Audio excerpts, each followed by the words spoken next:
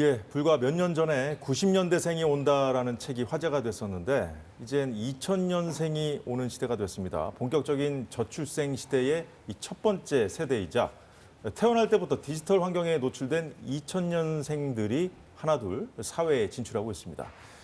오늘 사사건건 플러스는 2000년생이 온다의 저자 이몽택 작가와 함께 우리 사회의 새로운 세대 얘기 나눠보겠습니다. 어서 오십시오.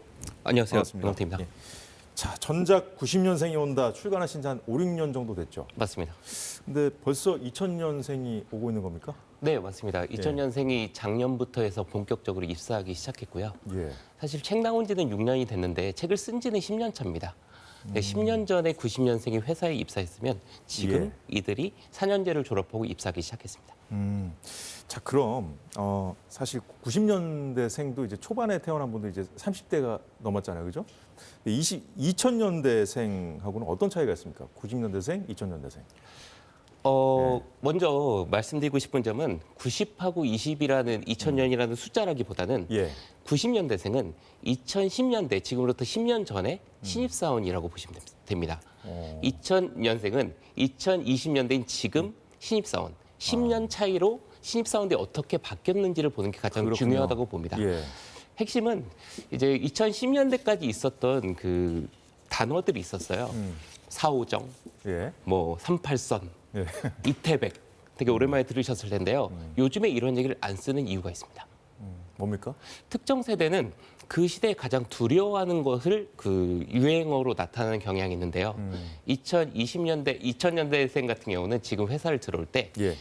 정년을 가거나 오래 다닌다는 생각은 기본이죠. 못 다닌다는 생각은 기본이죠. 근데 이들이 가장 두려워하는 것은 벼락거지라는 단어죠. 벼락거지요. 네.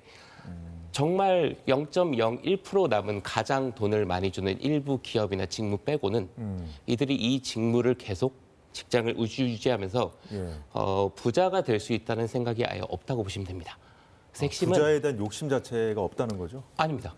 그러면요? 버린 겁니까? 부자가 못 된다는 거죠. 아. 직장 생활. 그러니까 예. 직장에 대한 관계가 달라졌습니다. 아. 많은 분들이 넷플릭스를 많이 얘기합니다. 예. 직장에서 있어서 여기서 평생 가는 곳이 아니라 월 단위로 그저 구독하는 관계라는 거죠. 아. 언제든 끊을 수 있다. 예. 이게 시작점이 다른 겁니다. 근데 아나운서로 얘기하면 시작부터 돈을 위해서, 이렇게 하면 죄송하지만 풀이를 생각하고 들어오는 아나운서가 있다면 생각하는 것이 다르겠죠. 예. 동기부여도 안 될 겁니다. 직장의 개념 자체가 완전히 다르네요. 달라졌습니다. 예. 그러면 기성세대 가치관하고 좀 가장 뚜렷하게 차이가 나는 부분이 아닐까 싶기도 한데요. 실제 젊은 세대의 직장과 퇴사에 대해서 어떻게 생각하고 있는지 저희 KBS 시사기획 창에서 인터뷰한 게 있습니다. 잠깐 들어보겠습니다. 제가 마지막으로 있던 팀이 이제 모터스포츠라는 팀이었는데 거기서 이제 잡지를 만드는 거였어요. 사내 잡지였는데 거기서 이런 내용도 들어가면 좋겠고 하고 이제 기획안을 제출을 했는데 이제 팀장님께서 그냥 시키는 것만 하지 뭐하러 새로운 아이디어를 내냐. 처음에는 이게 전업으로 원래 생각을 했던 건 아니에요. 이 배달일 자체를 플랫폼 이제 배달 광고죠. 그 광고에서 어떤 이런 문구가 있더라고요. 내가 원하는 시간에 내가 원하는 만큼 자유롭게 그리고 뭐 업무 지시라든지 뭐 이런 것도 없다. 예. 직장을 다니면서도 원하는 시간에 원하는 만큼 일하고 싶다. 기존 직장인들이 들었을 때 조금 이해가 안 되는 부분이기도 한데요. 이 부분 어떻게 들으셨어요? 방금 인터뷰네요. 예. 이게 굉장히 이제 자유라고 관계가 돼 있는데요. 내가 선택할 수 있느냐, 이 일을 선택하는 것도 있지만 시간, 그 저기는 안 나왔지만 공간도 있습니다. 제가 배달업을 하는 많은 친구들 얘기를 들어보면 원하는 시간에 원하는 일을 할 수 있는 것도 있지만 예. 내가 이 일을 하면 서울에서 일할 수 있다라는 것도 얘기를 많이 합니다. 내가 예전에 긱워커라고 있는데 긱워커가 이제 확산되는 방향으로 보시면 될 것 같습니다. 근데 전통적으로 우리의 회사는 9시에 출근해서 예. 일을 끝내고 6시에 마치고 야근을 하거나 회식을 하는 이런 패턴이었다면 내가 선택할 수 있는 방향으로 다른 이제 비정규직이라 할지라도 돈만 받는다면 내가 선택하는 방법으로 가는 것을 이제 생각하는 친구들이 굉장히 많아졌다는 거죠. 그런데 이 한편에서는 또 이 취업이 안 된다고 좀 아우성이잖아요. 네. 이런 상황 어떻게 봐야 되는 겁니까? 좋은 직장만 가고 싶은 거죠. 대기업. 대기업은 지금도 모두가 가고 싶어 합니다. 근데 거기서는 여전히 좋은 직장을 가지기 위해서는 힘이 들고 경쟁률도 높은데, 근데 중요한 건 예. 지금의 구조상 10명 중에 9명은 중소기업에서 일할 수밖에 없는 구조라는 겁니다. 그 중소기업에서 사람을 역으로 구하기 어려워지고 있다는 거죠. 예. 자, 2000년생으로 대표되는 이 젊은 세대의 특징을 좀 정리해 볼 필요가 있어 보이는데, 뭐 초합리, 초개인, 초자율 이렇게 세 가지 키워드로 정리를 하셨다고요? 설명을 해주시죠. 어떤 개념인지. 이 세 가지를 종합해서 한 단어로 좀 말씀드리고 싶은데요. 예. 쉽게 얘기하면 이제 납득이라는 캐릭터가 예전에 있었습니다. 예전에 건축학개론이라는 예. 이제 영화에 납득이라는 캐릭터가 있었는데 예. 왜 납득이냐면 납득이 되지 않으면 움직이지 않는 캐릭터죠. 그러니까 지금의 2000년생을 한 단어로 표현하면 납득이고요. 물어봅니다. 묻지도 따지지도 않고가 아니라 이 일을 왜 해야 되는지, 예. 언제까지 해야 되는지, 왜 하필 나인지를 계속 물어볼 거라는 겁니다. 스스로 납득을 하는 겁니까? 누군가가 납득을 좀 시켜줘야 되는 겁니까? 납득을 합리적으로 시켜줘야 되고요. 원칙에 맞게. 내가 그 조건에 맞아야지, 내가 납득해야지 움직일 수 있겠죠. 아, 그러면 그 세 가지 키워드에 대해서 좀 설명을 좀 구체적으로 해주시죠. 예. 네, 초합리 같은 경우 납득이란 네. 가장 중요한데 합리라는 것은 똑똑하다라는 겁니다. 네, 합리적으로 모든 걸 하면 반대로 얘기하면 손해를 보지 않는다는 거고요. 예. 그러니까 초라는 것은 뛰어날 수도 있지만 지나칠 수 있다라는 거고요. 예. 모두가 합리를 추구하다 보니까 공통적인 업무, 내가 손해가 되는 업무들을 예. 기본적으로 꺼려하죠. 그래서 회사에서 일을 딱 시키면 네. 왜 해야 되죠? 를 입으로 꺼내지 않더라도 기본적으로 마음속으로 담을 수밖에 없는 겁니다. 표정으로 나타날 수 있겠군요. 있죠. 예. 초개인은요? 초개인은 쉽게 얘기하면 네. 이기주의라고 보시기보다는 이제 개인 보호주의라고 보시면 좋을 것 같습니다. 내가 회사를 하더라도 모욕을 당해서는 안 된다는 거. 내가 나 자신의 마음을 지켜야 된다는 거. 예. 이것이 2000년대 초반부터 생긴 자존감 교육과 결부돼 있습니다. 예. 그럼 뭐 이게 뭐 이렇다고 해서 뭐 애사심이 없거나 뭐 이런 건 아니죠? 그런 건 아닙니다. 네. 예. 그리고 다음 개념이 이제 초자율이었는데요. 이거는 뭐죠? 네, 아까 네. 얘기한 거랑 비슷합니다. 내가 선택하는 거가 가장 중요합니다. 내가 선택한 것. 네, 내가 예. 일하는 것, 내가 일하는 것도 아까 내가 이제 어느 정도 영향을 끼치니까 가장 중요하거든요. 예. 내 제안이 들어줄 수 있는 곳인가. 아, 근데 이것이 좀 지나치면 우리가 지금 얘기하는 이제 누카력 같은 단어가 나오겠죠. 누가 칼 들고 협박했어? 네가 지금 그 자리를 선택했잖아. 공무원을 선택했는데 왜 징징거려? 이런 것 같은 전체적으로 보면 약간 지나치는 형상도 같이 나타날 수 있습니다. 이전 세대는 그런 불만을 제기할 수 있다 이런 말씀이시군요. 그렇습니다. 예. 야, 복잡하게 생각하지 않고 단순하게 또 합리적으로 세상을 본다는 그런 생각도 드는데, 자, 2000년대생의 특징. 참 한번 생각을 해봤는데 제가 이제 한 10년 정도 된 것 같아요. 기저귀를 찬 아기가 스마트폰을 보고 있는 그 사진이 신문에 실렸던 게 기억이 나거든요. 네. 이 2000년대생은 어떻게 보면은 좀 그 세상을 좀 인식하자마자 디지털 환경에 좀 노출된 그런 세대가 아닌가 싶은데, 네. 그런 요인 때문에 지금 아까 말씀하신 그런 이전 세대와의 차이가 좀 나타나는 걸까요? 예. 연관이 가장 큽니다. 그 디지털과 아날로그의 가장 큰 핵심은 예. 아날로그는 중간이 있다는 얘기고요.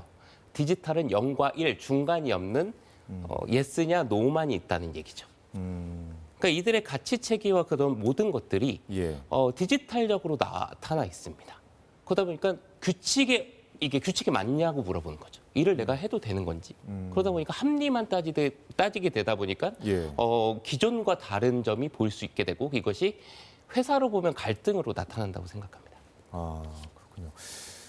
이 저출생 문제 앞서 이제 이 코너 설명하면서 말씀드렸는데, 정치권에서는 그 오랫동안 이 저출생 문제와 관련해서 성과가 없다 보니까 이 저출생이라는 이슈를 꺼내는 것 자체를 좀 꺼려한다는 그런 얘기를 이 관련 전문가께서 이렇게 하신 적이 있었어요. 근데 이제 오늘 그 여야가 경쟁하듯이 저출산 공약을 내놨는데, 아마도 이렇게 외면하기 어려울 정도로 더 이상 상황이 좀 많이 악화됐다는 방증으로 봐야 될까요? 저는 정확히 이렇게 생각합니다. 오늘도 오전과 오후에 여당과 야당이 저출생 관련한 대책들을 내놨잖아요. 예. 하지만 이것은 지금 어느 상황이냐면 정부가 어떻게 할 수 있는 수준을 넘어섰습니다. 정부는 지금까지 꾸준히 그러니까요. 노력해 왔어요. 예. 하지만 이것은 세대적 특징과 시대적 특성이 만났을 뿐 돈으로 어떻게 할 수 있는 수준이 아닙니다. 예. 반대로 이렇게 될 수 있습니다. 이 어쨌든 금액적인 지원을 해주고 육아휴직을 했을 때 어느 정도 금전적 이득을 준다고 계속 얘기하잖아요. 네. 이 얘기는 젊은 세대를 봤을 때 아이를 낳는 거는 금전적으로 역시 도움이 안 되는 것이라는 인식을 반대로 줄 수 있습니다. 아이를 키우기 너무 환경이 어려운 환경이니까요. 네, 그것을 예. 강화하는 것인 거죠. 결과적으로는 그런 것들이 많아져도 아이를 결태 낳지 않을 겁니다. 아이를 낳을 사람만 낳을 겁니다. 왜 그런 걸까요? 가령 말씀드리면 네. 제가 육아휴직을 했던 적이 있거든요. 음. 육아휴직을 왜 했냐면 할 수 있었으니까 한 겁니다. 대기업을 다니고 있었고 육아휴직을 할 수 있는 100명 중에 몇 명 안 되는 곳에 근무하고 있었고 예. 할 수 있었죠. 근데 이득을 굉장히 많이 받습니다. 육아휴직도 했고 돈도 굉장히 많이 줬었고 예. 여러 가지 이득이 있는데 저는 더 어차피 아이를 낳을 생각이 있고 육아휴직을 할 환경이 되었으니까 좀 더 이득을 얻겠죠. 예. 근데 애초에 애를 낳을 수 없는 수준에 있는 사람들은 그런 거 어차피 애초에 시도도 할 수 없기 때문에 음. 이들은 점차 부익부 빈익부만 가중되겠죠. 아. 하지만 실제적으로 저출생은 나아지지 않을 겁니다. 자, 그렇다면 오늘 정치권이 뭐 이런저런 대책을 내놓기는 했습니다만 2000년대생들이 이런 대책들을 봤을 때 어떤 느낌일지 좀 그것도 궁금해요. 그들의 관점으로. 쉽게 얘기하면 아이를 낳는 것이 합리적이 않다는 것을 반증하는 거겠죠.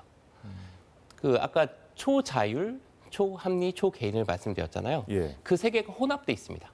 아이를 낳는 것이 경제적으로 이득일까요? 이득이 아니죠. 그러니까 합리적인 선택이 우선 아닙니다. 그래서 먼저 제쳐지고 개인을 따진 건 초개인의 이기주의가 아니라 나도 중요하지만 태어날 아이도 중요하다는 겁니다. 아이를 낳았을 때 1억을 주면 좋겠죠. 하지만 이 아이가 컸을 때 사회 구조상 많은 세금을 낼 것이고 나의 많은 부모들을 부양할 것입니다. 그럼 이 아이를 낳지 않는 것이 합리적이고 이 아이를 위한 선택이겠죠. 예. 마지막 초자율은 내가 알아서 선택하는데 왜 정부가 나라는지 말하는지 왜 너희가 건드려라는 겁니다. 이 세 가지가 각각 존재하는 것이 아니라 섞여 있습니다. 아무래도 아이를 뭐 낳고 기르기 어려운 환경이다 보니까 그 자율성도 더 커질 수밖에 없지 않을까 하는 생각도 드는데요. 맞습니다. 예. 내가 선택하는 겁니다. 네, 거기에 도움을 주면 좋겠죠. 근데 예. 나는 이미 낳지 않는다고 결정을 했고 낳을 수도 없습니다. 지금 200씩 받아서 나는 살 수 있습니다. 내가 지금 삶을 포기해야 됩니다. 예. 절대 이제 손해를 보지 않거나 예. 합리라는 건 실패를 하려고도 하지 않거든요. 이게 이제 넷플릭스하고도 이런 것들하고 연결됐는데 예. 많은 것들이 있는데 우리가 선택을 하지 못하잖아요. 예. 하나를 보면 2시간을 봐야 됩니다. 점차 많은 것들이 생겨서 선택이 많아지는데 하나를 선택하면 아무것도 선택하지 못하고 1시간 동안 선택지만 보고 있죠. 아이를 낳는 건 되돌릴 수 없다라는 겁니다. 그러니까 사실은 시대와 세계가 연결돼서 만들어진 것이 정부가 지금까지 잘못해서 정책을 잘못해서 아이를 안 낳는다는 생각을 좀 벗어날 필요가 있습니다. 자, 이제 뭐 2000년생들이 이제 하나둘 이제 사회에 진출을 한다고 하니까 이제 기성세대들도 좀 공부를 좀 해야 되겠다는 생각이 드는데요. 2000년생과 앞선 세대들이 좀 잘 지낼 수 있는 방법은 뭘까요? 굉장히 간단할 수도 있습니다. 저희가 이제 정치권에서 많이 얘기하는 원칙과 상식, 원칙과 상식이면 충분할 수도 있습니다. 좀 예시를 들어드리면 이런 것들이거든요. 맨 처음에 신입사원이 딱 왔는데 2002년생이 왔다고 하겠습니다. 초저출생 세대가 딱 들어왔는데 처음에 점심을 먹는 시간 이렇게 얘기할 수 있겠죠. 선배님, 맥주 한 잔만 해도 되나요? 점심 때. 뭐라고 할까요? 저요? 네. 뭐 같이 해야 되지 않을까요? 어떻게 뭐라고 답해야 됩니까? 근데 보통은 이제 안 된다고 하겠죠.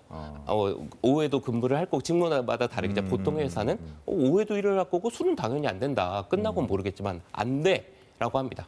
그럼 먼저 제안한 것이 조금 이상하게 여겨질 수도 있을 것 같긴 합니다. 마시더라도. 네. 근데 여기서 보통 납득하고 끝나거든요. 예. 근데 하나를 더 물어볼 겁니다.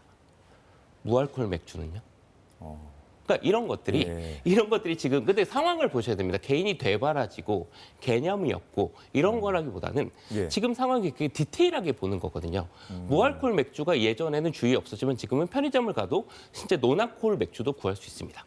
이런 상황에서 바뀌었을 때 물어볼 수는 있는 겁니다. 예. 근데 갈등이라고 보지 않고 우리는 알코올도 안 되지만 무알콜 맥주도 안 되기로 결정을 했어. 입사할 때부터 사전에 얘기를 하는 거죠. 담배도 똑같습니다. 담배를 실내에서 안 피는 건 맞는 거죠. 예. 근데 이제 관련형 담배가 드러났고 전자담배가 생겨났습니다. 이제 우리가 정했지 않습니까? 전자담배도 담배이기 때문에 안에서 피지 않는 걸로 하겠다. 예. 좀 디테일하게 하나하나 원칙을 사전에 따진다면 쓸데없는 갈등은 10중에 7, 8은 없앨 수 있다고 생각합니다. 그렇군요. 예. 자, 마지막으로 자, 2000년대생 지금 얘기를 나누지 않았습니까? 그 다음에는 어떤 세대가 나올 수 있을까요? 소위 말하는 네. 2010년대 이후는 알파 세대가 등장하겠죠. 알파 세대요. 네. 근데 핵심은 이건 것 같습니다. 지금 2000년생의 가장 핵심은 그들 하나하나가 중요한 게 아니라 인구수가 이미 없다라는 겁니다. 많은 분들이 저출생 얘기할 때 지금 태어나는 아이들을 생각하지만 예. 사실은 2000년대생은 기존 90년대생보다 30%가 빠져 있습니다. 일할 사람이 없는 것이죠. 이걸 정확히 디테일하게 숫자로 보셔야 됩니다. 그러니까 사람이 구하기도 어렵고 한국인들 구하기 점점 어려울 겁니다. 내후년부터. 예. 그러니까 이들에 대한 생각이 달라지고요. 그 다음 세대 같은 경우는 이게 뉴노멀이 될 겁니다. 한국인과 외국인들이 한국에서 정말 한인들이 사는 것이 아니라 모두가 같이 섞여가는 세상이 10년, 20년 후에 자연스럽게 도래할 거라고 생각합니다. 예, 오늘 아주 소중한 말씀 잘 들었습니다. 지금까지 2000년생이 온다의 저자 이몽택 작가였습니다. 고맙습니다. 예, 오늘 사사건건이 준비한 소식은 여기까지입니다. 저희는 내일 오후 4시에 다시 찾아뵙겠습니다. 고맙습니다.